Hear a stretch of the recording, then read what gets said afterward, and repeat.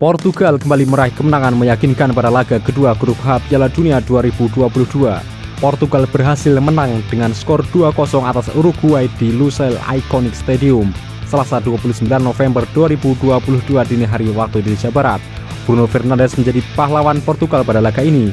Bruno mencetak gol di menit ke-54, kemudian gol kedua dicetak lewat titik putih pada menit ke-93. Kemenangan yang baru saja diraih Portugal memastikan satu tiket ke babak 16 besar. Sedangkan Uruguay terjerembab di juru kunci dengan koleksi baru 1 poin. Portugal bermain solid sejak awal babak. Meski sempat dicoba high press oleh para pemain Uruguay, Portugal tetap bisa keluar dari pressing tersebut. Penempatan para pemain yang berdekatan dan mengalirkan bola dengan sabar jadi kuncinya. Uruguay yang selalu sulit merebut bola dari kaki para pemain Portugal akhirnya menggunakan blok medium kerendah.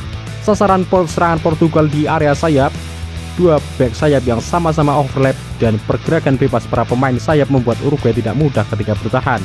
Namun sampai dengan menit ke-30 Uruguay mampu menjaga kotak penaltinya aman.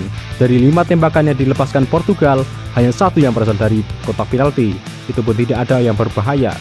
Dominasi Portugal menyebabkan Uruguay hanya kebagian 29% penguasaan bola selama setengah jam pertama.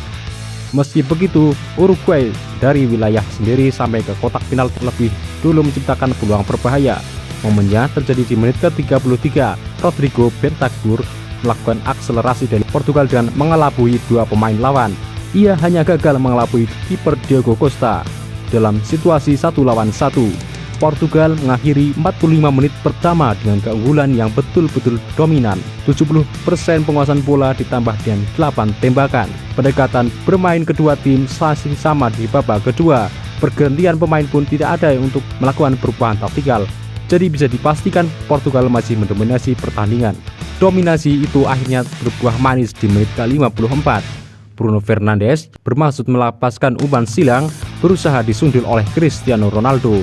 Gerakan Ronaldo yang walaupun tidak menyentuh bola sukses mengelabui kiper Rochet dan membuat umpan silang Bruno masuk ke gawang.